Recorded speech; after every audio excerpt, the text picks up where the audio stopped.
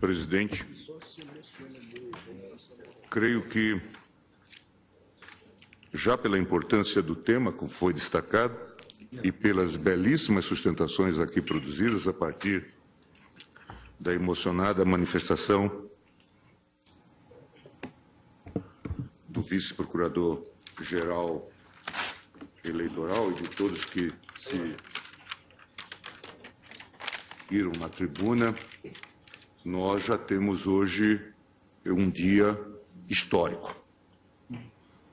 Sem dúvida nenhuma, ninguém discute a relevância desse tema, já isoladamente considerado, e também nas circunstâncias históricas por que passamos.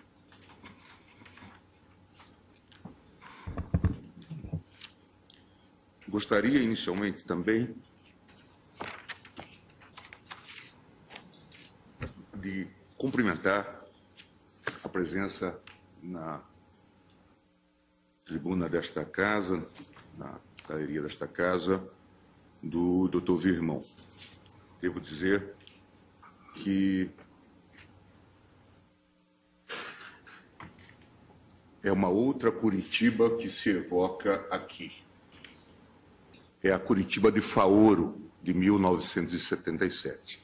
E eu lá estava, como estudante de Direito, do meu penúltimo ano, assisti aquilo que foi a história marcante da Ordem dos Advogados do Brasil, a Ordem dos Advogados de Faoro. O homem que teceu a superação da ditadura. Naquele evento, doutor Virmão, estava lá gente da mais alta estirpe. Pontes de Miranda, Evaristo de Moraes, Oscar Correia. Me lembro ainda, presidente, de Oscar Correia ser vaiado pela Ordem dos Advogados, porque defendia o estado de defesa. E no momento seguinte se eleva a voz de Faoro para dizer: é fundamental na transição para que nós discutamos todos esses assuntos. E é fundamental que haja, portanto, o respeito ao debate. Não é possível que numa convenção como da Ordem dos Advogados, um homem da elevação de Oscar Correia seja impedido de falar. Porque era tão sensível falar-se em um tema como aquele, estado de defesa ou estado de emergência, que houve uma irrupção, uma irritação por parte dos advogados. Mas parece realmente uma feliz coincidência histórica a presença aqui do doutor Virmão. Ele é um símbolo dessa grande instituição que foi e deve continuar a ser a Ordem dos Advogados do Brasil. Presidente, eu trouxe uma longa consideração sobre o cabimento da ADPF, mas acho que não preciso ler esse tema. Eu tenho uma afeição, como todos sabem, por esse instituto. Posso dizer que sou um dos seus pais, junto com o professor Celso Bastos. Em um dia qualquer, nos anos 90, ele me telefonou dizendo que era preciso engendrar mais uma forma de ir ao Supremo Tribunal Federal, de vir ao Supremo Tribunal Federal. E que nós discutíssemos uma alternativa, e ele e eu automaticamente falamos sobre a ADPF. Depois nos reunimos no seu escritório, junto com Ives Ganda, com Oscar Correia, com Saulo Ramos, e fizemos um texto, que depois veio a ser acoplado ao texto da deputada Sandra Starling, e isto resultou com o trabalho de Prisco Viana nessa lei 98 82. E hoje se vê a importância desse instituto tratando do tema do direito pré-constitucional. Eu só fiz registro, a AGU suscitou o fato de não ter sido juntada à legislação, mas, obviamente, nós estamos falando do Código de Processo Penal e, portanto, não há nenhum problema em relação a essa omissão, até porque todos temos acesso ao Código de Processo Penal e não temos nenhuma dificuldade, portanto, para prosseguir no debate. Ministro, Vossa Excelência gostaria que eu destacasse apenas para superar de uma vez. Acho que é só para registrar. Nenhuma dúvida quanto à relevância do tema, quanto à existência de controvérsia. O conhecimento da DPF. Por favor. Não havendo, portanto, Vossa Excelência prossegue já com a decisão sobre o conhecimento. Vossa Excelência prossegue. Presidente, então passo logo ao mérito deste caso e digo, demonstrado o cabimento, inicie por um esclarecimento para que a compreensão da fundamentação não seja reduzida por ambiguidade. Busca-se o reconhecimento de que investigados e réus não podem ser conduzidos coercitivamente à presença da autoridade policial ou judicial para serem interrogados. Há outras hipóteses, é bom que se diga, de condução coercitiva que não são objeto desta ação. A condução de outras pessoas como testemunhas ou de investigados ou réus para atos diversos do interrogatório, como o reconhecimento, por exemplo. Por óbvio, essas outras hipóteses não estão em causa. Serão mencionadas no curso do voto apenas para ilustração e teste das teses jurídicas em conflito. Para que não paire dúvida, desde logo, esclareço que o emprego não especificado da expressão condução coercitiva, doravante neste voto, fará referência ao objeto da ação. Exclusivamente. Condução do imputado para interrogatório. Não estamos discutindo as outras hipóteses. O artigo 260 do Código de Processo Penal mantém sua redação original de 1941, segundo a qual o acusado não atender à intimação para o interrogatório. A autoridade poderá mandar conduzi-lo à sua presença. Como se verá com mais vagar, a condição coercitiva no curso da ação penal, a meu ver, tornou-se obsoleta. A partir da Constituição de 88, foi consagrado o direito do réu de deixar de responder às perguntas sem ser prejudicado. O direito ao silêncio, à não autoincriminação também. A condução coercitiva para o interrogatório foi substituída pelo simples prosseguimento da marcha processual à revelia do acusado. O artigo 367 do Código de Processo Penal, com a redação dada pela Lei 9.271. Entretanto, o artigo 260 foi reciclado para, conjugado ao poder do juiz de decretar medidas cautelares pessoais, fundamentar a condução coercitiva de investigados para interrogatório, especialmente durante a investigação policial.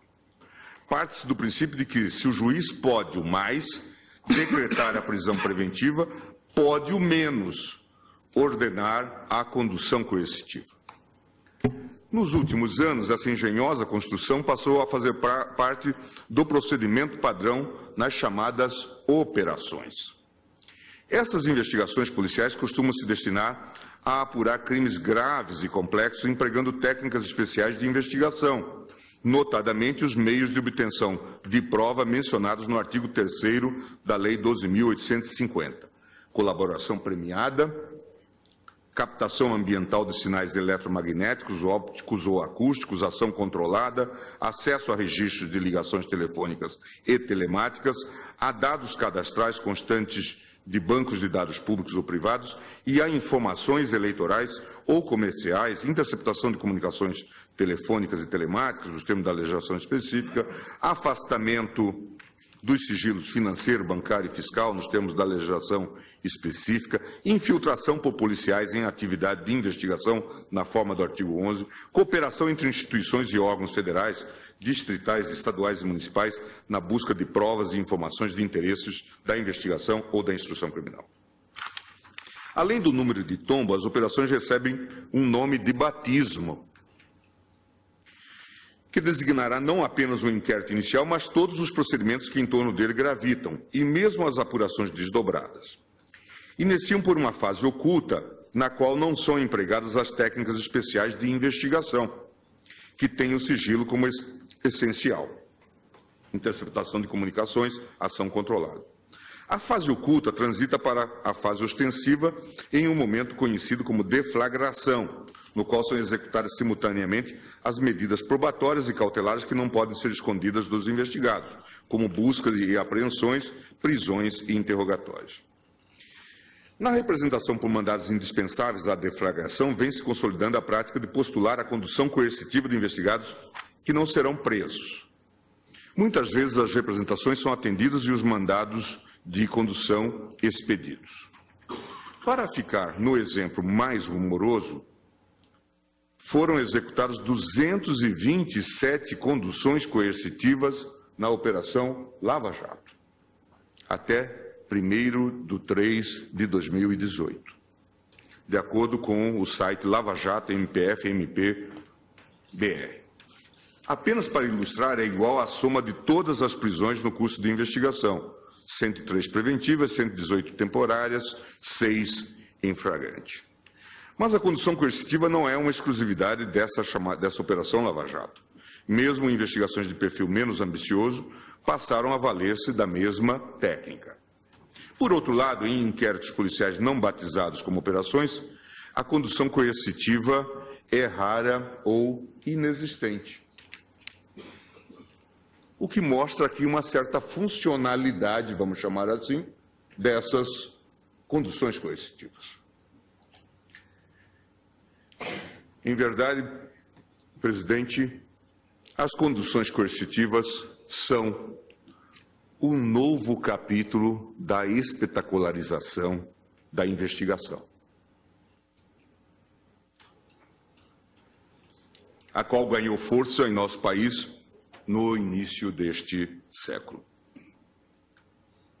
E já foi falado da tribuna, em parte, em clara resposta, numa teoria dos jogos, a decisões que esta própria Corte tomou, especialmente no que diz respeito à súmula 14, que trata do direito do investigado ou do advogado de ter acesso às investigações antes de haver um pronunciamento. Em 2008, o Tribunal reconheceu a gravidade de um dos aspectos desta espetacularização: a exibição de pessoas algemadas às câmeras de televisão. À época, como se sabe, o grande protagonista desse tipo de prática era a Polícia Federal. Havia até uma doutrina, que depois passou-se a chamar a doutrina Paulo Lacerda, de que era importante prender e expor o preso.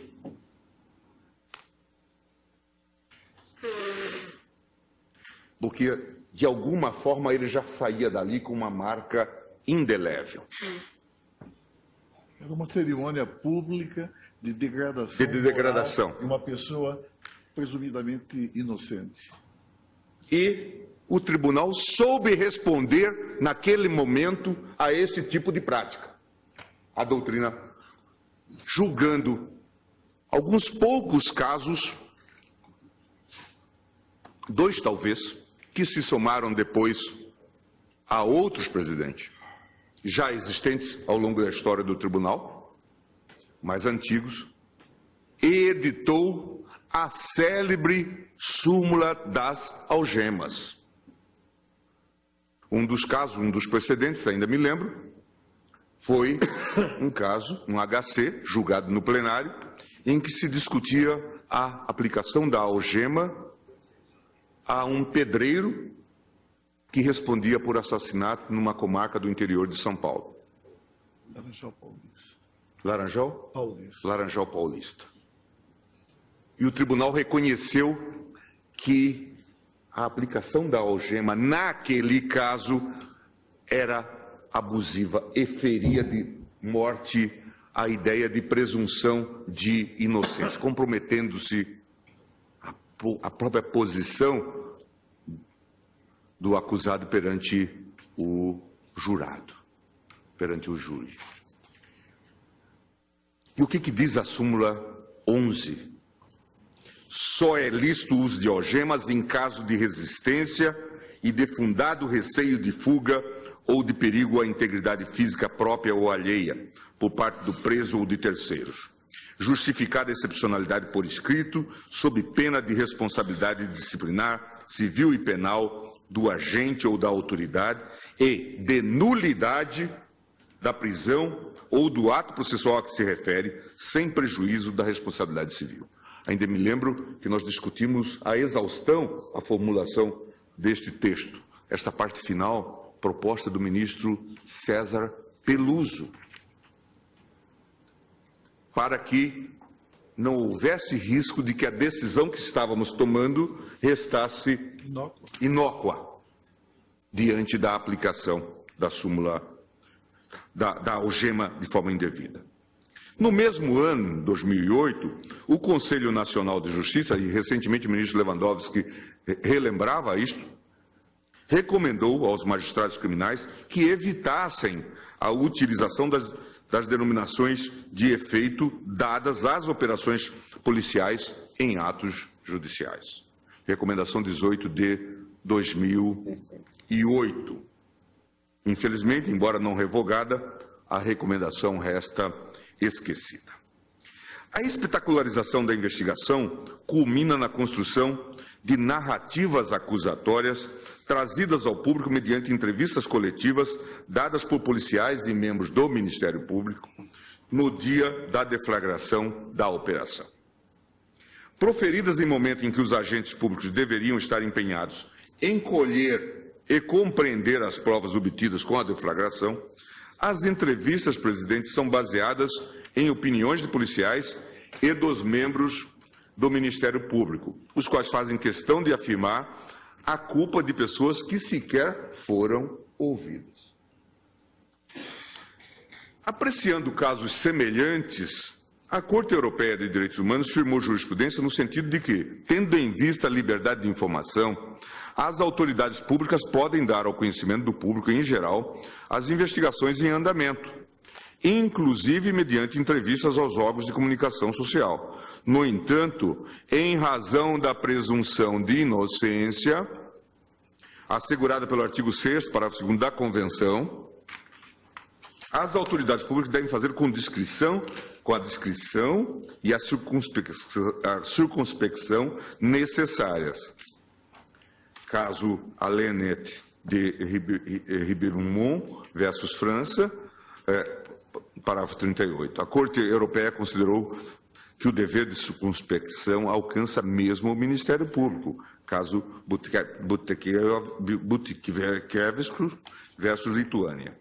Em suma, entende-se que as palavras escolhidas pelos agentes públicos ao expressar suas opiniões não devem encorajar o público a crer que o acusado é culpado e prejudicar a avaliação dos fatos pela autoridade judicial competente.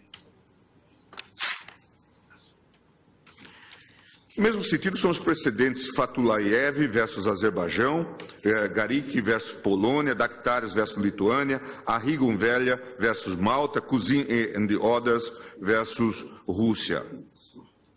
Presidente, como todos nós sabemos, um triste exemplo de violação à presunção de inocência em nosso país foi a investigação deflagrada contra o reitor, falecido agora, da Universidade Federal de Santa Catarina, Luiz Carlos Canciller de Olivo. Esse caso é um marco, presidente. que exige de nós uma reflexão profunda, profunda. A imensa responsabilidade de quem investiga, de quem decreta prisão.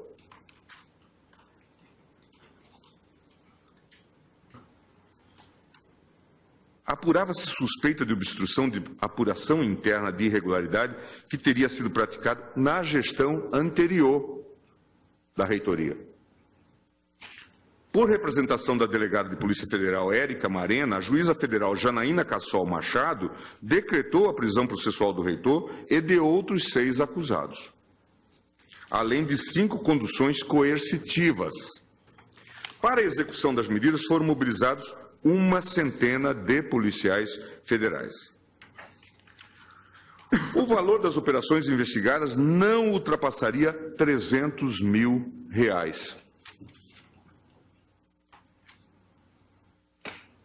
Decretada a prisão preventiva, o caso foi noticiado como se o reitor fosse responsável, ministra Rosa, pelo desvio de 80 milhões de reais. Isto era o valor do programa, do projeto.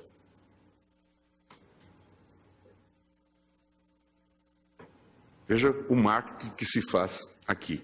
Logo em seguida ao cumprimento dos mandados, outra magistrada substituiu o encarceramento por medidas cautelares diversas. Como se sabe, o caso terminou com o suicídio do investigado.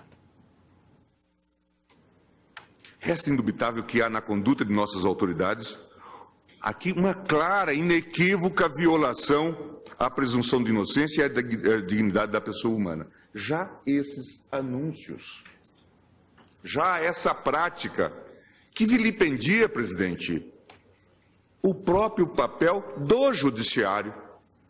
É o judiciário que decreta as prisões, que decreta as medidas constritivas. Não obstante, quem as anuncia e diz quais são as consequências é o Ministério Público e o delegado. Não tenho a menor dúvida, presidente, de que se trata de uma prática flagrantemente ilegal por parte do Ministério Público e por parte de delegados. Dizer que este ou aquele é culpado e, desde logo, emitir juízos que às vezes não resistem ao dia seguinte.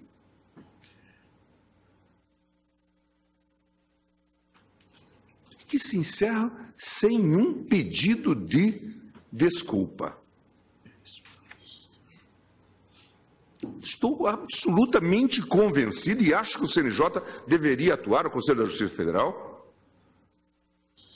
Essas entrevistas são incompatíveis com a presunção de inocência e com a dignidade da pessoa humana. A informação pública oficial deveria ser neutra, transmitida mediante um clean report, com dados objetivos fornecidos pelo Poder Judiciário, que foi quem autorizou a medida. E não por tréfegos diletantes que vão para a televisão fazer afirmações como esta. Um desvio de 300 mil investigado se transforma num desvio de 80 milhões.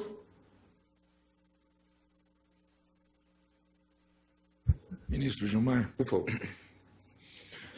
Vossa Excelência sabe que eu já reportei isso na turma e uma oportunidade para dialogar com os colegas em plenário. Nos deferimentos que determino em ações de penais ou inquéritos que estão sob minha relatoria, eu determino a vedação de se dar entrevistas e toda a informação tem que sair do gabinete do relator. E todos os agentes, inclusive a Procuradora-Geral da República, assinam um termo de confidencialidade. Assim é que deve ser. Ministro, Vossa Excelência me permite, este plenário, quando em 2013 chegou ao final de uma ação penal condenatória, que era da minha relatoria, a 393, eu determinei exatamente que não se desse notícia, a não ser sobre o resultado do julgamento. Nunca um brasileiro viu, era o caso de um deputado, nunca se teve nenhuma notícia, nenhuma foto, nada quanto a essa prisão. E foi a determinação partida deste plenário e era execução de ação penal final. Após o trânsito em julgado e tudo, não havia nem... Até porque, como eu disse no despacho, o ser humano não é troféu de nenhum outro. Portanto, o Supremo Tribunal Federal adota exatamente essa prática que Vossa Excelência acaba de afirmar.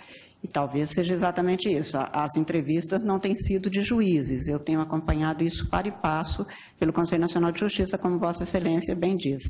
Apenas para ficar claro que talvez seja até uma boa prática que os juízes acresçam Eu este determino dado. a proibição, a vedação, sob pena de descumprimento da os decisão juízes judicial aos realmente- agentes que atuam na operação. aos agentes, porque os juízes têm se conduzido de maneira, e eu estou dizendo e dando exemplo, Não, Vossa Excelência reconhece, até porque em 2003 já estavam aqui, que nunca teve uma foto, nada, absolutamente nada do início da execução daquela prisão que foi tomada por este plenário, apenas para acentuar. Mas eu devolvo a palavra e peço desculpas pela parte, Por favor, apenas presidente, para Vossa Excelência é sempre apenas bem-vinda. para acentuar que, exatamente, os juízes têm sido, até pela Infam, nos cursos para juízes, muito enfatizados quanto a este dado.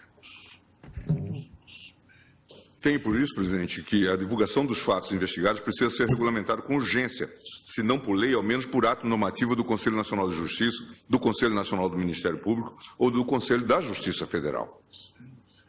Porque é o juiz que decide. Não obstante, os fatos são levados ao conhecimento público pelo Ministério Público, que é parte interessada, e pela Polícia Federal. E, às vezes, muitas vezes, sem que se tenha sequer conhecimento técnico-jurídico do tema. Nós vimos, presidente, e eu já falei aqui neste plenário, vimos o caso da chamada Operação Carne Fraca.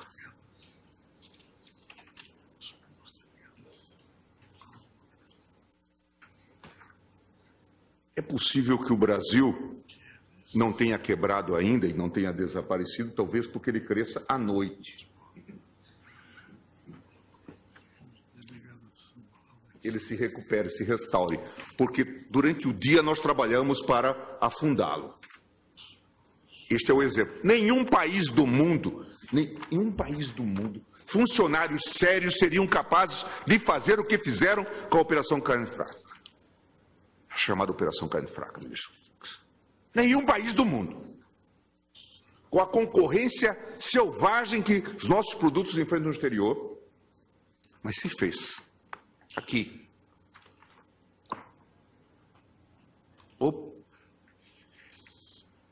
Utilizaram 1.100 agentes, 309 mandados judiciais, 27 pedidos de prisão preventiva, 11 de prisão temporária,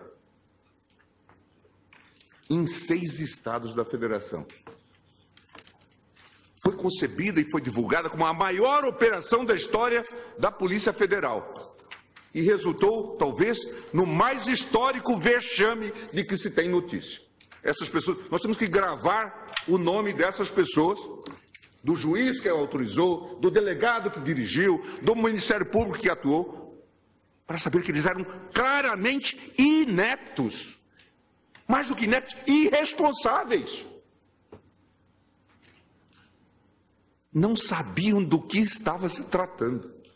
Captaram interceptação telefônica e disseram, estão falando de mistura de papelão na carne, daí o nome. Com essa ampla divulgação, tivessem feito uma operação minimamente reservada, teriam se poupado desse vexame histórico. Mas fizeram, valendo-se exatamente desta espetacularização que se consolidou dessa prática. Ministro Gilmar, Por favor. Vossa Excelência me permitiu, vou fazer a leitura do dispositivo que eu coloco nas minhas decisões.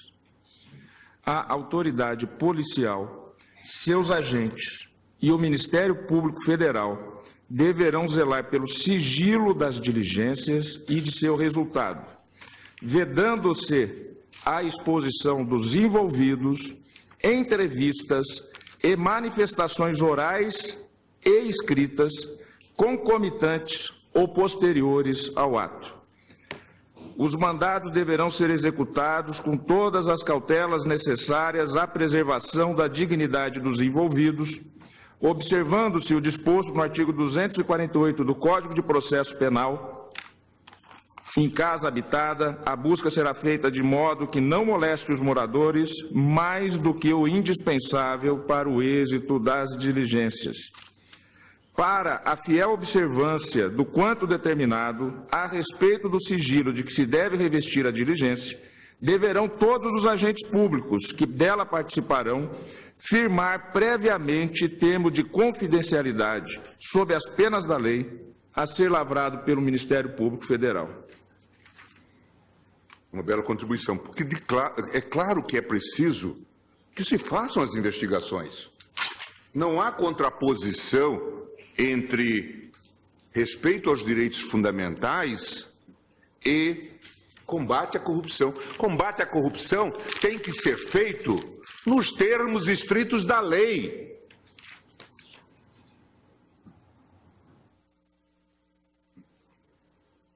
Quem defende direito alternativo para combate à corrupção já não está no Estado de Direito. Mas é bom lembrar. Assim se fez o nazifascismo.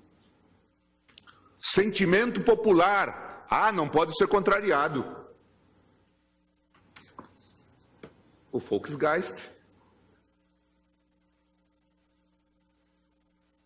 Carl Schmitt, quando aderiu ao modelo hitlerista, dizia: aqueles que contrariaram as leis do Führer têm que ser punidos. É assim que se alimenta esse monstro. E o papel desta corte, por isso eu quis relembrar a súmula 11 e a súmula 14, é um papel de farol, presidente. De farol. Se nós transigirmos com abusos, a pergunta é: não haverá mais mãos a medir. Como vai se comportar o juiz lá em Diamantino, em Cabrobó, se nós autorizamos tudo? É a célebre frase atribuída, presidente, a Pedro Aleixo, seu ilustre conterrâneo mineiro, quando se discutia a redação ou edição do AI-5, em que alguém teria ponderado a ele, diante das dúvidas suscitadas, das contraditas feitas, Ministro da Justiça, Gama e Silva, de São Paulo, se ele tinha dúvida sobre aquilo que viria das mãos honradas do presidente da República. Ele disse: não, das mãos honradas do presidente da República, eu não tenho nenhuma dúvida, não tenho nenhum temor. Eu temo é o guarda da esquina. A nossa responsabilidade é essa. Se nós, de fato, transigirmos e autorizarmos vilipêndios aos direitos, nós vamos estar autorizando o guarda da esquina a fazer a mesma coisa, ou fazer coisa pior. Técio falou aqui de tortura. E nós já sabemos que prisões alongadas para obter, por exemplo, delação, não é outra coisa senão uma forma de tortura. E quem valida isso, transige com a ideia de tortura. Subscreve a ideia de tortura. Outro aspecto importante nesse contexto é a discussão sobre vazamentos. Vazamento sistemático de informações sigilosas constantes de investigações, especialmente aquelas do chamado perfil alto. Nos processos em trâmite no Supremo, a reiteração desse tipo de conduta foi tamanha que a ombudsman da Folha, ministro Lewandowski, Paula Cesarino Costa, publicou reportagem acusando a Procuradoria-Geral da República de violar o sigilo de investigações de forma deliberada e sistemática. O tal famoso off coletivo.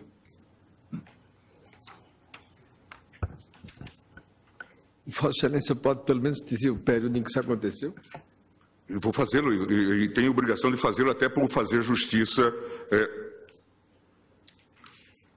à gestão da ministra, da Procuradora-Geral Raquel e também a gestão de Vossa Excelência. Na verdade, a presença de Vossa Excelência hoje aqui, vice-procurador Luciano Maia, mostra que a gente tem que ter esperança. Às vezes a gente pensa que as coisas só podem piorar. Mas a presença de Vossa Excelência aqui e a presença hoje da doutora Raquel à frente da Procuradoria-Geral da República mostra que as coisas podem melhorar. Isto foi na gestão Janot, em que havia, segundo se diz, uma redação talvez maior do que a Globo em Brasília, de jornalistas para vazamento de informações.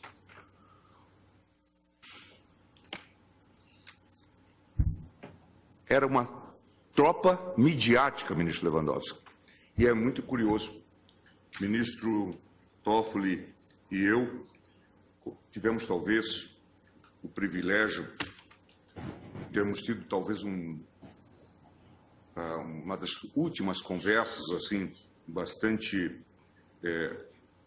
pessoal com o ministro Theory. Acompanhamos as eleições americanas. E enquanto esperávamos o resultado, fomos a Georgetown. Espaço ali, foto que depois o ministro Toffoli, acho que até você já fez circular, e com o ministro Theory, aparece ele de chapéu, fumando charuto, e conversamos muito. E o ministro Theory fazia uma crítica e uma autocrítica desse momento. E deplorava a sua incapacidade de conter os vazamentos. Se chateava com isso. Vossa Excelência há de se lembrar. E dizia, temos que nos ajudar a todos, porque isto é um demérito para o Supremo Tribunal Federal. Ele chegou a dizer que tomava conhecimento de petições pela imprensa antes delas chegarem no gabinete dele. Ministro Gilmar, o que Vossa Excelência está assentando, e agora acompanhado pelo ministro Dias Toffoli, demonstra que a chamada publicidade opressiva se inicia antes mesmo da ação penal. Sim. Já se coloca o suposto acusado à execração pública, como se fazia na Inquisição medieval. Tentam pressionar o próprio julgador. E, claro, diante de fatos que são apresentados na mídia, se faz também o julgamento público do processo.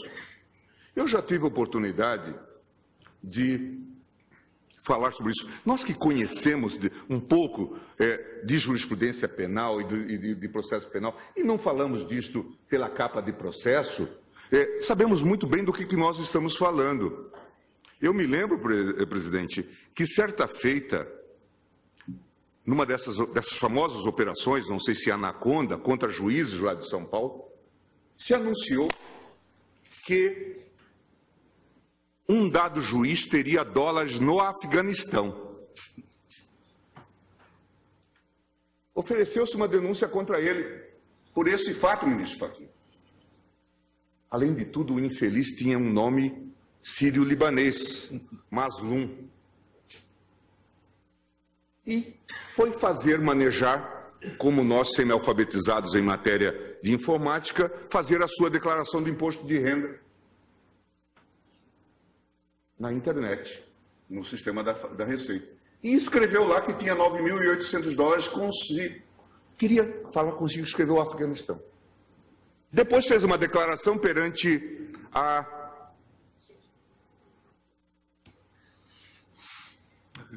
Receita, a própria autoridade administrativa, a própria Justiça, dizendo que tinha $9.800 consigo. Ação penal. TRF recebeu, sob a pressão da mídia, como diz Vossa Excelência, recebeu. O STJ manteve, nós trancamos, Vossa Excelência, na turma, esta ação, absolutamente sem justa causa. O que ele dizia é que tinha $9.800 consigo. Não fizeram a declaração falsa nenhuma. É que o Afeganistão é o primeiro país que aparece na lista por ordem alfabética de países que você declarou. Mas, àquela altura, já estava vilipendiado, amplamente divulgado. E aquele fato. Eu me lembro disto, porque meu filho um dia, muito pequeno estudante ainda, ligou e disse: pai, como é essa história de dólares no Afeganistão de juiz? E eu disse: filho, deve ser um empastelamento do jornal. Não, não era. Pouco tempo depois estava eu relator desse processo. Há um outro célebre caso. Por isso que nós devemos ler esses casos com cuidado. E, sobretudo, conhecê-los antes de sair dando opinião. Por isso que eu tenho chamado a atenção dos órgãos de imprensa. Por isso que eu tenho chamado a atenção daquilo que eu denominei a chamada terceira turma do STF, da Globo News. Porque é preciso ter responsabilidade. Conhecer antes de falar. Até no Cancioneiro Popular se diz: primeiro é preciso julgar para depois condenar. Gente que não conhece o processo, que lida mal com o processo penal, sai aí a opinar, ou que lida mal com qualquer processo, não tem nenhuma noção de nada. Há um outro célebre caso, que nós julgamos aqui, no plenário, do juiz Haddad, que depois foi presidente do Tribunal Regional Federal.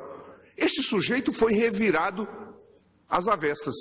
Se dizia que tinha sido sócio de uma construtora e que teria dinheiro indevido e coisas do tipo. Ao fim e ao cabo, o Ministério Público ofereceu uma denúncia no STJ por porte de arma, pasmem os senhores, de uma caneta revólver. Era colecionador de armas. E teria lá uma irregularidade no registro de armas. Era uma caneta que tinha sido fabricada em Taiwan e estava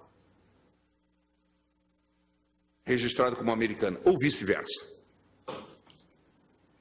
Nós trancamos esta ação aqui, dizendo que é absolutamente impróprio. Mas tanto se disse, que eu consigo até entender, em relação a esse indivíduo, que o STJ, certamente submetido a esse constrainte, a essa mídia opressiva, acabou por receber a denúncia. Uma denúncia. De tudo que tinha sido. Esse sujeito só não foi acusado, acredito, de ser responsável pela tragédia do World Trade Center. E acabou de uma caneta revólver. E nós trancamos aqui. Então, quem lida com isto tem que ter grande responsabilidade.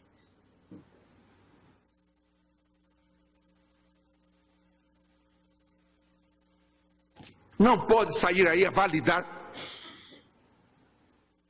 populisticamente qualquer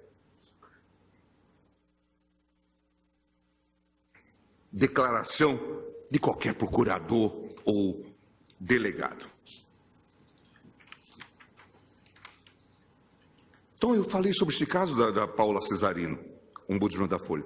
Embora a divulgação de informações protegidas por segredo de justiça seja em tese um delito, até o momento não se tem notícia de que nenhuma apuração séria tenha sido empreendida.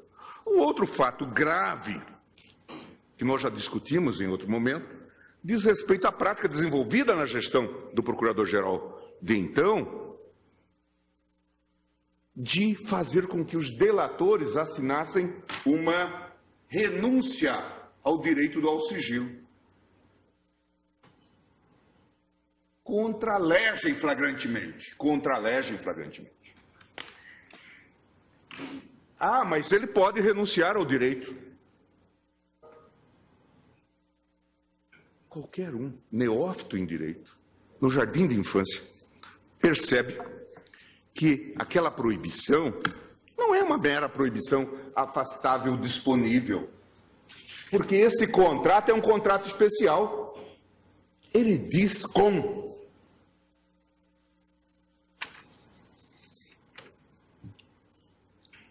Um contrato que se faz sobre direito de terceiros.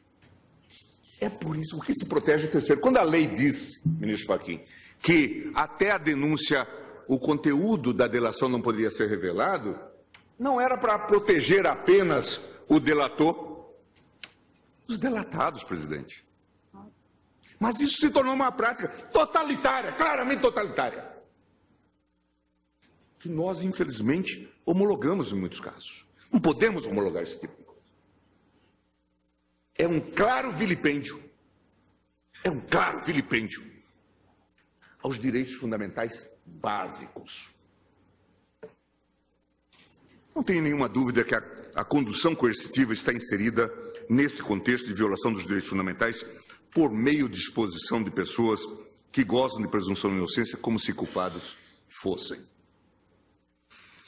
Ainda que a prática seja empregar a condução coercitiva apenas em investigações, a ADPF 395 impugna o uso da medida em qualquer fase, pelo que assim será analisada.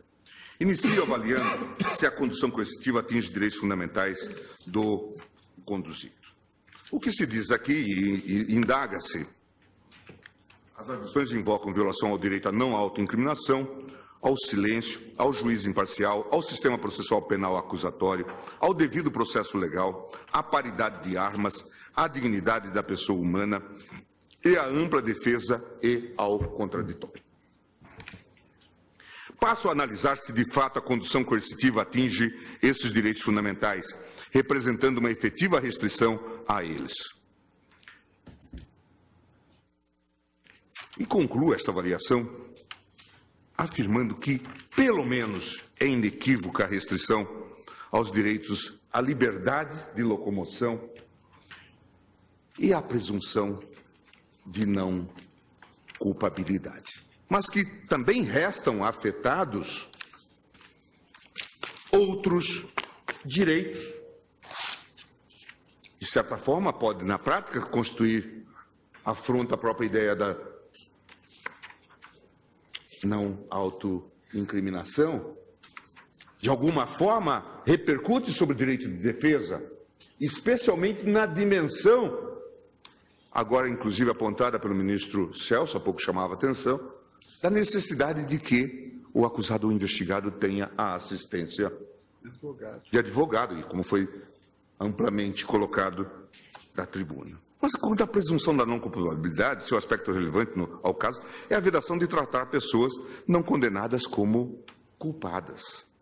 A condução coercitiva consiste em capturar o investigado ou acusado e levá-lo sob custódia policial à presença da autoridade para ser submetido a interrogatório. A restrição temporária da liberdade mediante condução sob custódia por forças policiais em vias públicas não é tratamento que normalmente possa ser aplicado a pessoas inocentes. O conduzido é claramente tratado como culpado. Portanto, nenhuma dúvida em relação a isto. A questão da dignidade da pessoa humana. E eu, como todos sabem, formado na Alemanha, não gosto de banalizar a invocação do princípio da dignidade da pessoa humana, que é uma cláusula central do sistema da lei fundamental.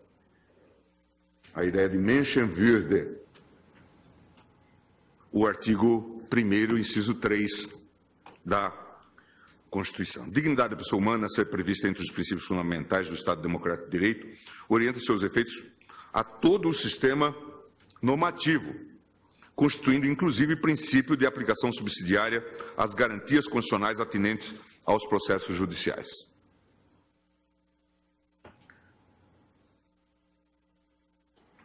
João Costa Neto, uma dissertação escrita na UNB, já publicada pela editora Saraiva, diz, ao comentar o tema com base na jurisprudência da Corte Constitucional, afirma que o indivíduo deve ser reconhecido como um membro da sociedade dotado de valor intrínseco, em condições de igualdade e com direitos iguais. Tornar o ser humano mero objeto no Estado ou do Estado, consequentemente, contraria a dignidade humana. Essa, na verdade, é a premissa que inspirou, inclusive, a Corte Constitucional, mas que está num clássico, que é Günther Dührich, que sustenta que o princípio da dignidade da pessoa humana impede que o homem seja convertido em objeto dos processos estatais, de modo que a compreensão do processo como um fim em si mesmo e o homem como objeto dessa finalidade agridem a um só tempo direitos fundamentais relacionados à existência do processo e também à dignidade da pessoa humana. No caso das condições coercitivas, resta evidente que o investigado ou réu é conduzido eminentemente para demonstrar sua submissão à força. Não há uma finalidade instrutória clara, na medida em que o arguido não é obrigado, não está obrigado a declarar, ou mesmo a se fazer presente no interrogatório. Não há essa obrigação. Portanto, se trata de uma exposição e de uma coerção e coação arbitrária. Desse modo, a condução coercitiva desrespeita também a dignidade da pessoa humana. Da mesma forma dos preceitos anteriores, é evidente a vulneração da liberdade de locomoção, da liberdade de ir e vir. A Constituição consagra o direito à liberdade de forma genérica ao anunciar o direito de liberdade, a ser restringido apenas sob observância do devido processo legal e de forma específica ao estabelecer regras estritas sobre a prisão. A Carta também enfatiza a liberdade de locomoção ao consagrar a ação especial de habeas corpus como remédio contra restrições e ameaças ilegais. A condução coercitiva representa uma supressão absoluta, ainda que temporária, da liberdade de locomoção. O investigado ou réu é capturado e levado sob a custódia ao local de inquisição. Há uma clara interferência na liberdade de locomoção, ainda que por um período determinado, limitado no tempo.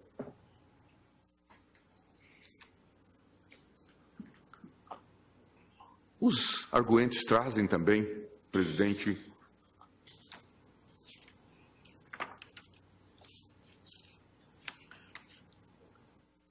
a alegação de que estaria violado o direito à não autoincriminação. Como nós sabemos, o direito à não autoincriminação consiste na prerrogativa do investigado ou acusado a negar-se a produzir provas contra si mesmo e a não ter a negativa interpretada contra si. No caso, interessa o direito ao silêncio, o aspecto mais corrente do direito à não autoincriminação. Por projeção, o direito ao silêncio consistente na prerrogativa do implicado a recusar-se a depor em investigações ou ações penais contra si movimentadas, sem que o silêncio seja interpretado como admissão de responsabilidade.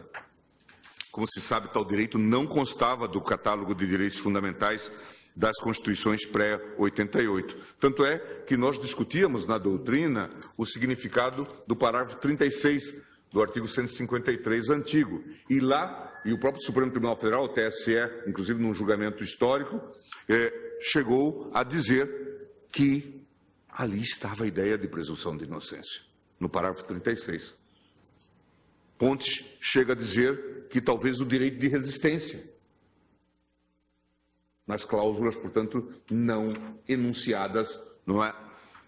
Mas Agora, isto foi trazido para o texto constitucional de maneira inequívoca. Tampouco era reconhecido no âmbito legal. Pelo contrário, o CPP previa que o silêncio do acusado seria interpretado em seu desfavor. Artigo 186, alterado apenas em 2003, para consagrar que o silêncio não será interpretado em prejuízo da defesa.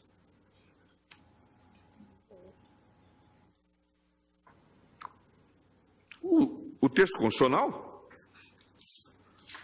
de 88 não foi direto em afirmar o direito à não autoincriminação em geral ou o direito ao silêncio em particular. O que o texto enunciou foi o direito à advertência quanto ao direito ao silêncio, ainda assim, apenas em favor do preso. Mas é óbvio que nós temos que fazer uma compreensão aqui ampliativa em relação a qualquer investigado ou acusado. E certamente o Constituinte foi influenciado pelas célebres Miranda Rules. Nos Estados Unidos, o direito a não depor contra si mesmo foi introduzido pela Constituição, na 5ª emenda. A interpretação da norma constitucional separa o direito ao silêncio do direito a ser advertido dessa prerrogativa. Inicialmente, os investigadores poderiam questionar investigados sem dar a saber que há um direito constitucional de não responder às perguntas. No entanto, em 1966, no caso Miranda versus Arizona, a Suprema Corte decidiu que os presos, por sua especial condição de sujeição aos agentes do Estado, devem ser expressamente advertidos quanto à prerrogativa de silenciar-se. Desde então, vários julgamentos desenvolveram a interpretação do direito a ser advertido, muito embora mantendo suas características essenciais. No Brasil, o catálogo de direitos consagrou justamente o direito à advertência do preso, do direito ao silêncio e, claro, do próprio direito ao silêncio. Ainda que por via oblíqua, essa disposição é suficiente para afirmar o próprio direito, na medida em que só se adverte de um direito que existe. E eu cito aqui precedentes,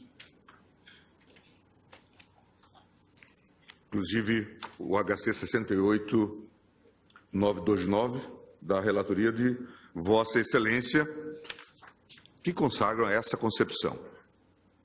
E como se sabe também, esse direito está consagrado em tratados de direitos humanos, do qual o Brasil é signatário, como o Pacto Internacional sobre Direitos Civis e Políticos em execução por força do Decreto 592, o Pacto de São José. No plano legal, desde a Lei 10.792, o direito ao silêncio foi incorporado ao CPP. Atualmente, tanto o direito ao silêncio quanto a respectiva advertência são previstos na legislação e aplicáveis tanto à ação penal quanto ao interrogatório, como não poderia deixar de ser, tanto ao preso quanto àquele que está liberto. Artigo 6º, 5º e 186 do Código de Processo Penal. Mesmo o Código de Processo Civil, portanto, é no campo amplo da teoria geral do processo, introduziu o direito da parte de não produzir prova contra si mesmo.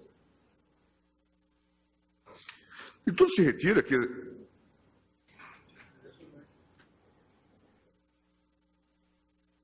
executada a condução coercitiva, não há dúvida que o conduzido é assistido pelo direito ao silêncio e ao direito à respectiva advertência. Em outras palavras, a autoridade interrogante deve advertir o conduzido do direito a calar-se e respeitar seu exercício. O conduzido também é assistido pelo direito a fazer-se aconselhar por seu advogado, artigo 7º, inciso 21 do Estatuto da Advocacia, reforçando a qualidade da decisão da estratégia defensiva.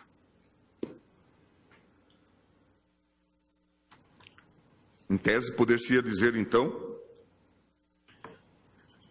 que se o interrogado optasse por falar, mesmo após advertido do direito de silêncio, teria feito uma opção que supõe adequada à sua defesa. Seria uma opção suficientemente informada. Todavia, é evidente, como foi narrado da tribuna, não me parece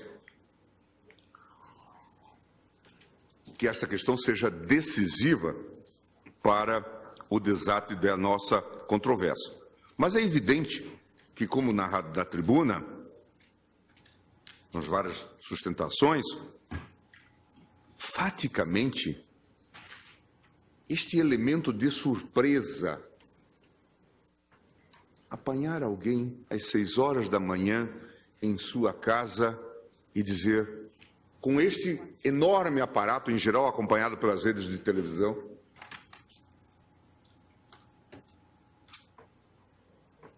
leva faticamente à supressão, talvez a quase impossibilidade, ou até impossibilidade, de ter ao seu lado o defensor.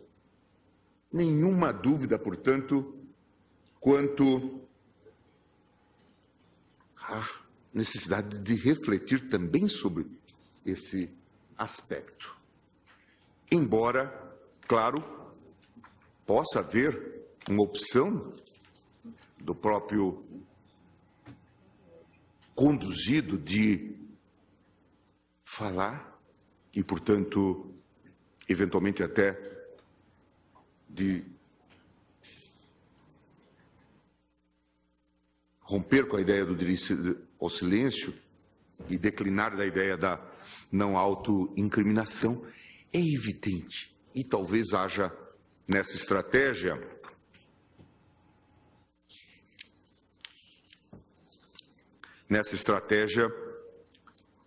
o propósito de nulificar,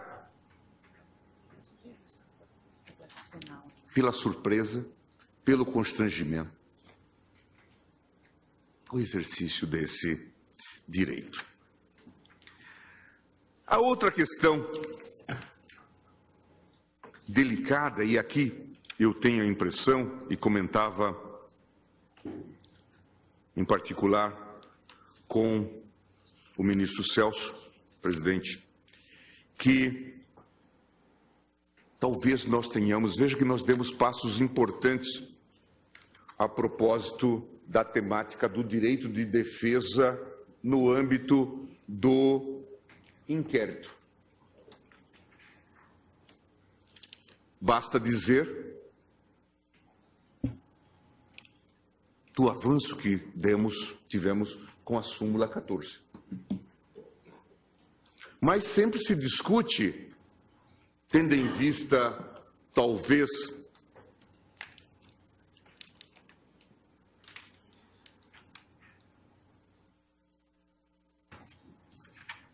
a concepção vetusta do nosso Código de Processo Penal, se discute se se poderia falar num direito de defesa diante de um procedimento de feição inquisitorial.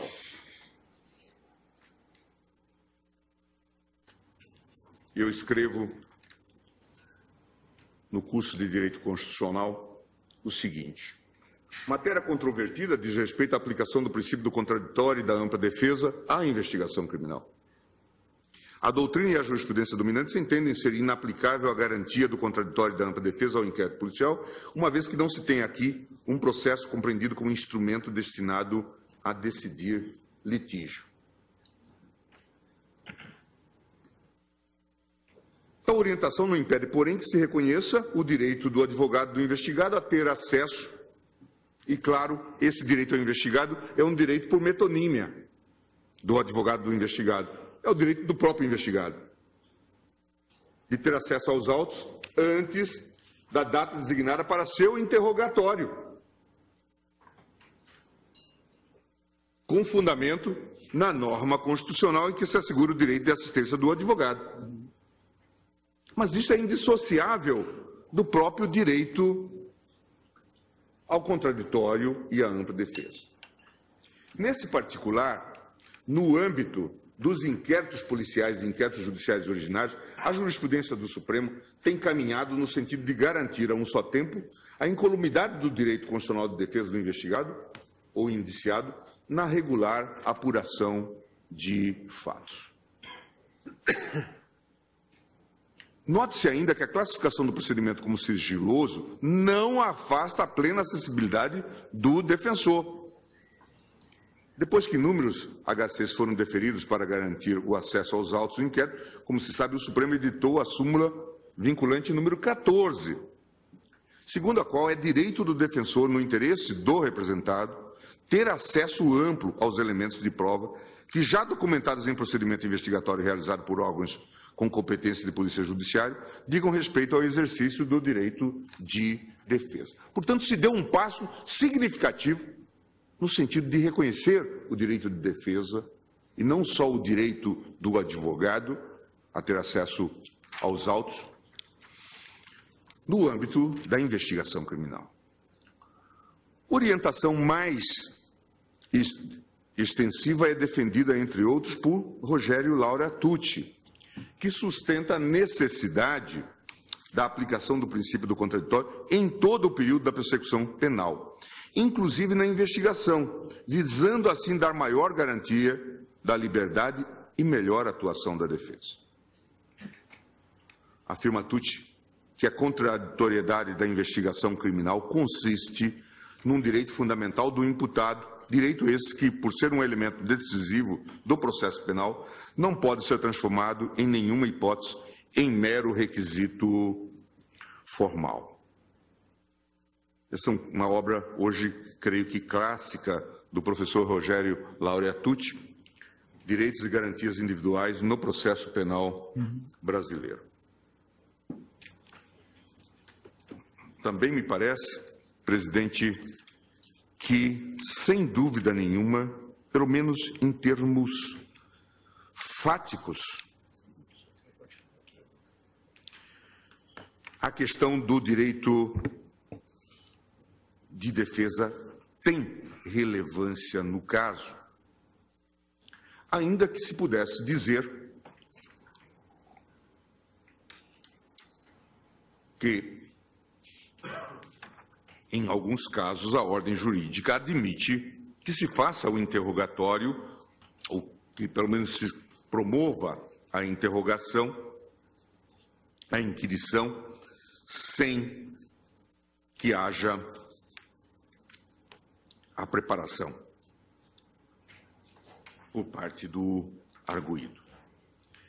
Outro debate trazido, acho importante, presidente, que o debate trazido hoje seja, de fato, útil para talvez nós avançarmos numa reconcepção quanto ao contraditório e à ampla defesa, também em sede de investigação criminal. Já demos o passo com a súmula 14, mas certamente há que se fazer mais em relação a isto. Outra discussão que está posta diz respeito ao direito à imparcialidade, à paridade de armas e à ampla defesa. Não reputo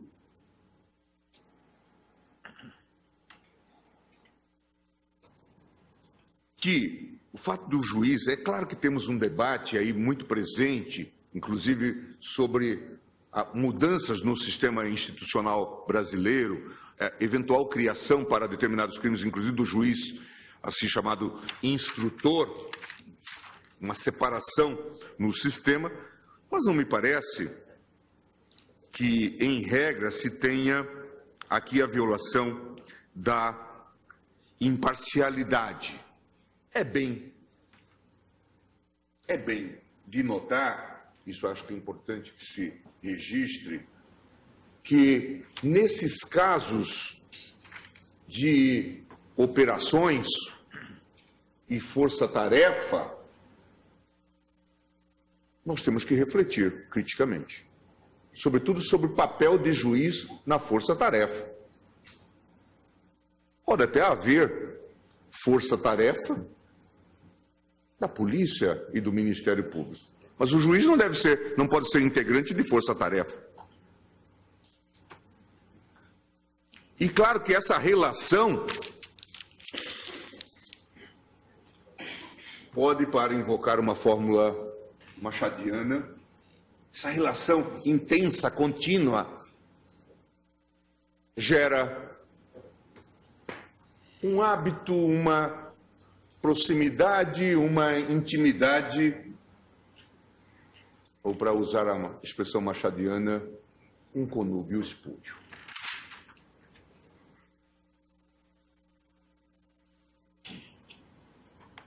Eu vou pedir prisão preventiva, você dá?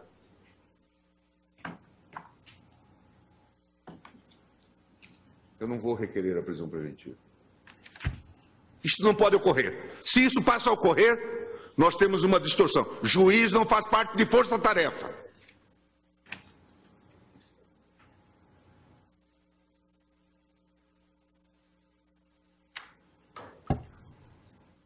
Nós já vimos o resultado desses consórcios ao longo da história. Mas é um registro que se tem que fazer. Não, em princípio, não diria que se quebranta em regra a imparcialidade do juízo, o fato dele decretar essas medidas, mas é um ponto para reflexão. De qualquer sorte, não há nenhuma dúvida de que a condução coercitiva interfere, pelo menos no direito à liberdade, à presunção de não culpabilidade, à dignidade da pessoa humana e interfere no próprio direito ou repercute sobre o direito de defesa e, em alguma medida, sobre o direito de não autoincriminação. A liberdade, claro, não é um direito absoluto, pode ser restringido, eventualmente até atingido por atos administrativos. Assim, por exemplo, o controle de trânsito fronteiriço, o controle de entrada em imóveis públicos de uso especial, a interdição de prédios privados em caso de descumprimento de obrigações de segurança, a interdição de vias públicas para obras, o semáforo e o pedágio. Também a não culpabilidade tampouco é um direito absoluto. O ordenamento jurídico dispõe de uma infinidade de medidas que, infelizmente, representam um tratamento desfavorável ao investigado ou ao acusado.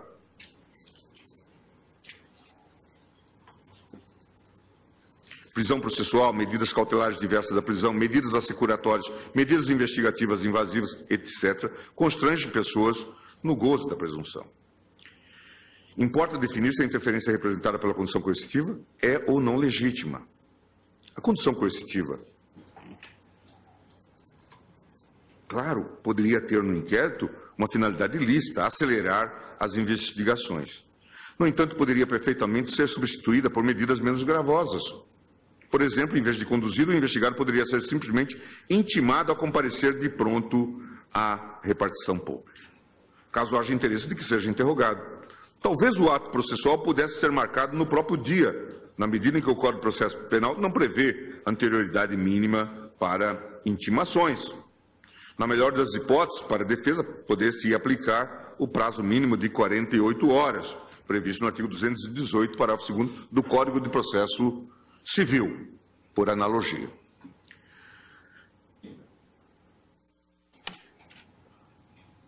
De qualquer forma, estou convencido, presidente, que o caso dispensa que se avance no sopesamento dos interesses em conflito. É possível afirmar, mesmo em abstrato, que a condição coercitiva para interrogatório é ilegítima. O essencial para essa conclusão é que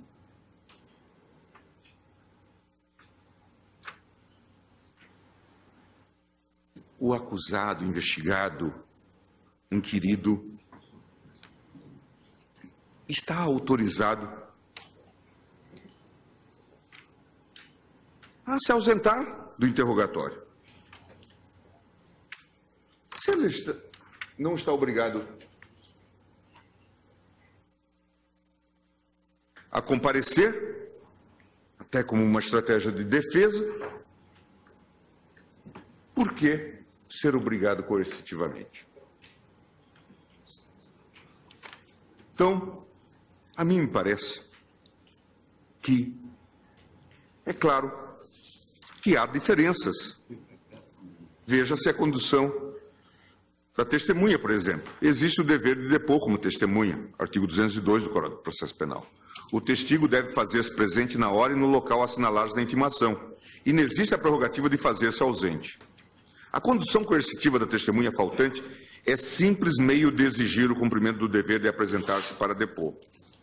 Nesse caso, há uma finalidade claramente estabelecida a ser afirmada por medidas proporcionais conferidas pelo legislador. Em sentido semelhante, a condução coercitiva, quando houver dúvida sobre a identidade civil do imputado, seria uma possibilidade, na medida em que essa é uma hipótese que autoriza mesmo a medida mais gravosa, prisão preventiva. Ainda que não paire dúvida sobre a identidade, pode-se cogitar de condução coercitiva para a qualificação do acusado, correspondente à primeira parte do interrogatório, relativa à pessoa do acusado. Nesse ponto, o acusado não teria direito ao silêncio. A qualificação foi inserida legalmente como fase do interrogatório. Logo, sob tal aspecto, a realização da qualificação poderia justificar a condução coercitiva. O fato é que as informações sobre a pessoa do acusado chegam aos autos por diversas vias. Antecedentes, por exemplo, podem ser obtidos mediante consultas ao rol dos culpados e ao sistema processual. Dificilmente a qualificação será relevante ao processo, a ponto de permitir a adoção dessa medida. De qualquer forma, nas hipóteses estreitas em que a qualificação se afigura imprescindível, o juiz pode, de forma devidamente fundamentada, ordenar a condução coercitiva do investigado ou acusado como um ato que não possa ser realizado sem sua presença, na forma do artigo 260 do Código de Processo Penal. A diferença dessas hipóteses em relação à condução para o interrogatório é que a lei não consagra um dever de fazer-se presente a este último.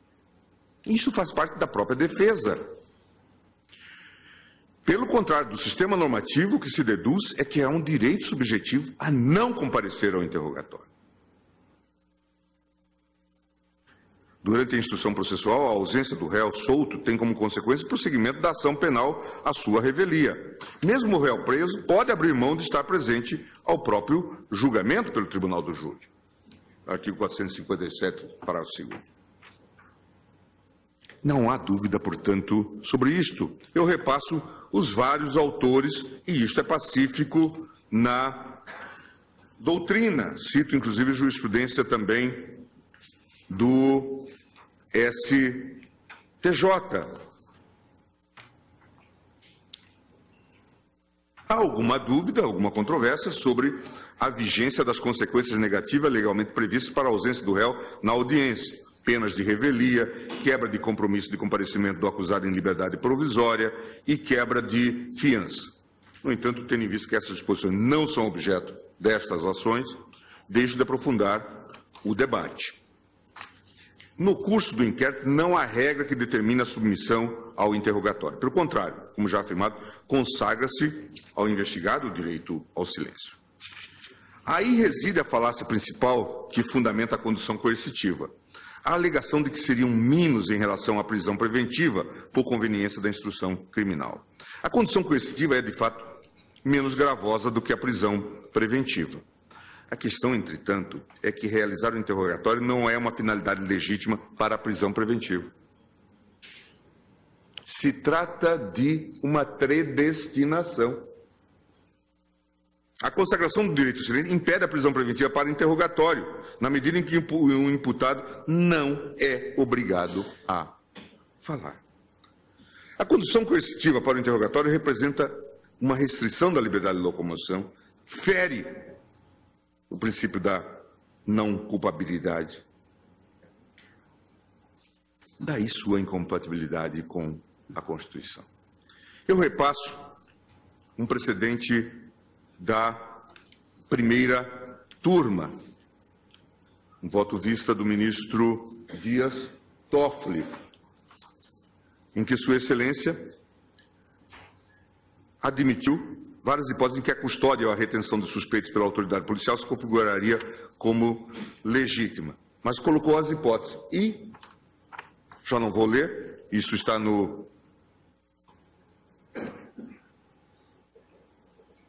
Folha 35 do resumo. 35 e 36.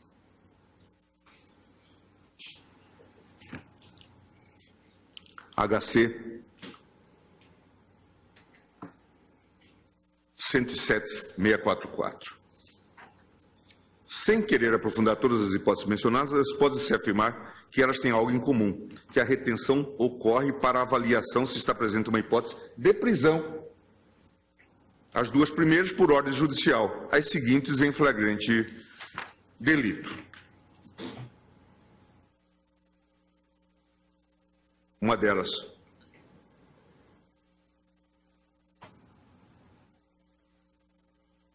no caso de pessoa contra quem não consta a expedição de mandado de prisão, mas em que haja informação segura de que se cuidaria de foragido de presídio de outro Estado.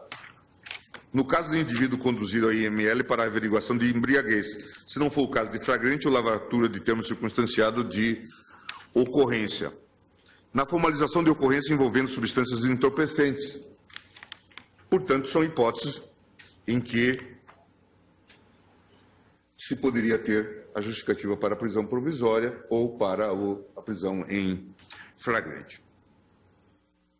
Eu reitero que, na medida em que não há obrigação legal de comparecer ao interrogatório, não há possibilidade de forçar o comparecimento. Portanto, presidente, eu estou absolutamente convencido pelos fundamentos aqui já expendidos que deve ser reconhecida a incompatibilidade da condução coercitiva de investigado ou de réu para ato de interrogatório na forma do texto constitucional. A expressão para interrogatório, constante do artigo 260 do Código de Processo Penal, tampouco foi recepcionada na medida em que representa uma restrição desproporcional da liberdade, visto que busca uma finalidade não adequada ao sistema processual em vigor.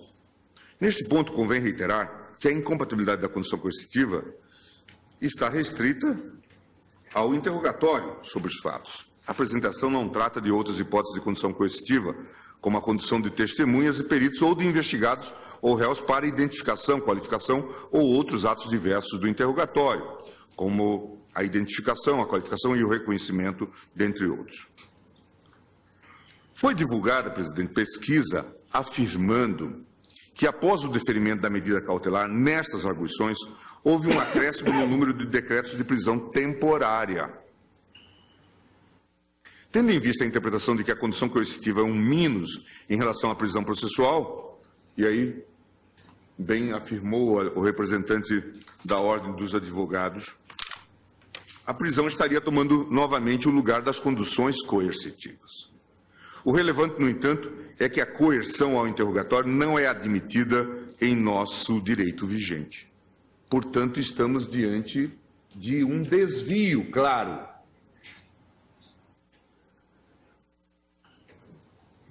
Que devem ser evitados e repreendidos.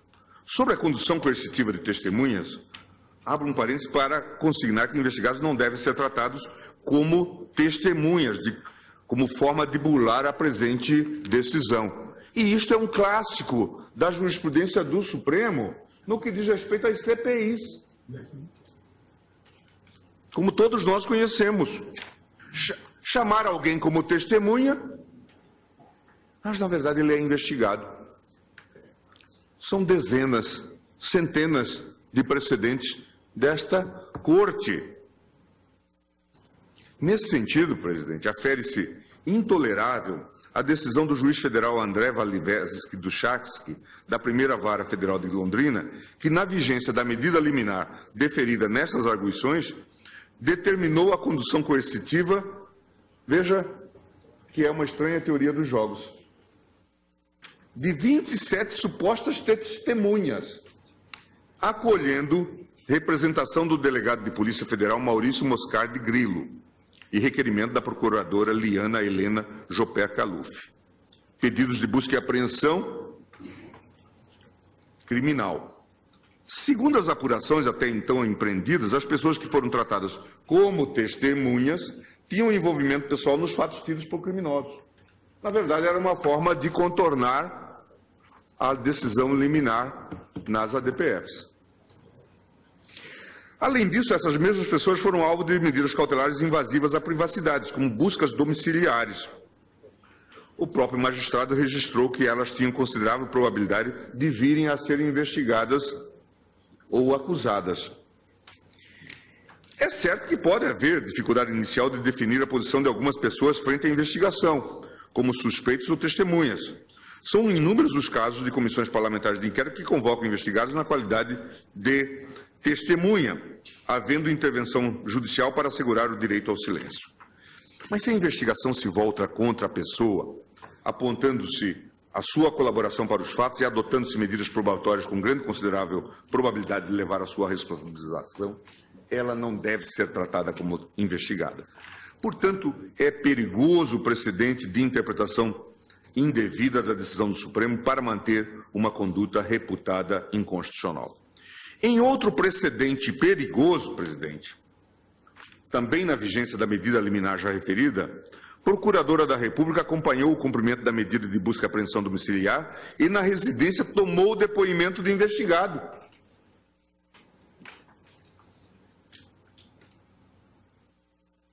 É um festival de abuso. É um festival de abuso. Já tarda a aprovação de uma lei de abuso de autoridade, de uma nova lei de abuso de autoridade. É um festival de abuso. Mas veja-se aqui.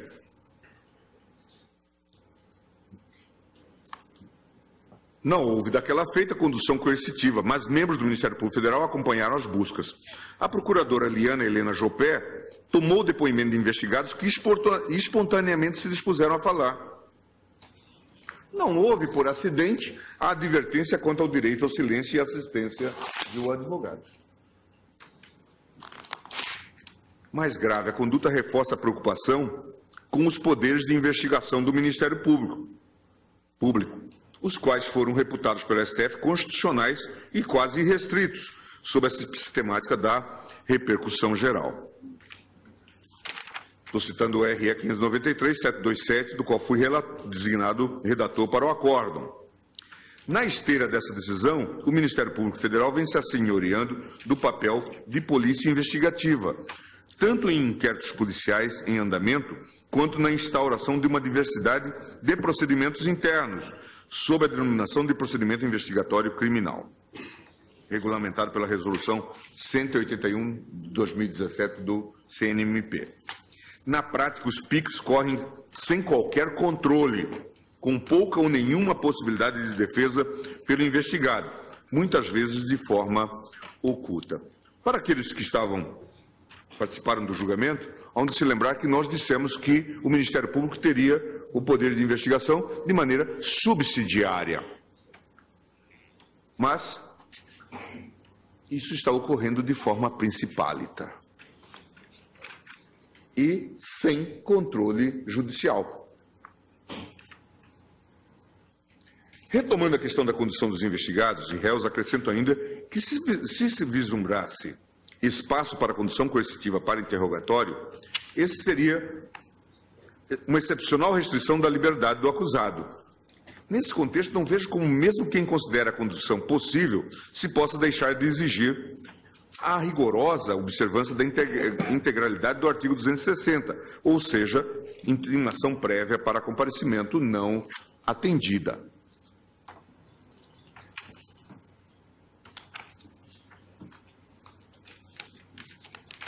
Poderia dizer que o direito de ausência não teria ele mesmo extração constitucional. Há debate sobre isso no direito comparado. Eu cito o ECA, que confere ao adolescente representado pela prática de ato infracional os direitos conferidos aos acusados em geral, ainda assim prevê busca e apreensão ou a condução coercitiva do adolescente que não se faz presente aos atos de instrução e julgamento. Não discutimos aqui a constitucionalidade dessa norma. Pode ser até que o direito de ausência venha em prejuízo da defesa, especialmente em casos do tribunal do júri. Não descartaria a possibilidade até de o legislador discutir, ou querer discutir, o direito de ausência. Mas isso não está em questão. De qualquer forma, o relevante para este julgamento é que, de acordo com o direito processual em vigor, a ausência ao interrogatório é uma prerrogativa do acusado, em função da qual sua condição coercitiva para o ato viola direitos fundamentais. Em consequência, presidente, o pedido merece acolhida. Anoto, como já tinha feito na liminar, que esta decisão não tem e não deve ter o condão de desconstituir interrogatórios realizados até a data do presente julgamento, mesmo que o interrogado tenha sido coercitivamente conduzido para o ato. Como procurei destacar, ao longo do voto, estou reconhecendo a inadequação do tratamento dado ao imputado, não do interrogatório em si. Argumentos internos ao processo, como a violação ao direito ao silêncio, estão sendo refutados inicialmente. Nesse contexto, não vejo necessidade de debater qualquer relação desta decisão com os casos pretéritos, inexistindo espaço para a modulação dos efeitos da decisão. Por isso, presidente, eu estou